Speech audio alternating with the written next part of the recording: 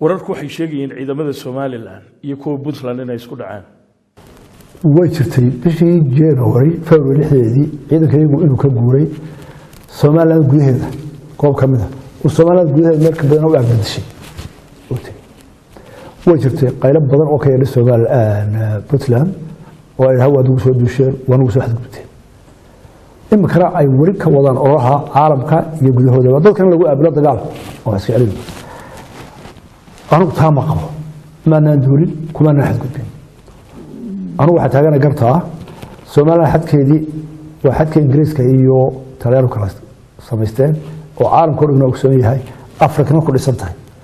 Soomaaliya intaas ay isku qarankuti anu Soomaaliya gudaheeda ku jira meel baan ku guuray meel kale way jiraan walaalayna qoonsadeen in maalmo xabad ka dhaceen shaqaaqeyn ka dhacday aan weerin ilaa imkana ay qolada Puntland Soomaaliya ah jaarkaana walaalayna wanaag inuu ka dhaxeeyo ay tahay ay culays iyo qayb badan kale wada soo xadgudubteen waxaan isku fahamsanayn xagan ka soo xadgudub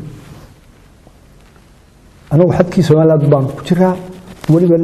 6 kilomitir baaray markii walaalayna qoonsadeen ay ka arinta aad uga qeyriyeen ma baana dhaqayn halkii iska joogna ma ana xadkii baa inta loo jira waan soconaa kuwaana waxa la maxaa qoostay walaalay maanta aan kula war anagu Soomaaliland xid baan ku jiraa Soomaaliland inta saan loo hadhay war xadkii loo ogyahay Soomaaliland iyo Soomaaliya Talyaaniga u dhaxeeyay maxaa la qoostay waxa la isku afkaranay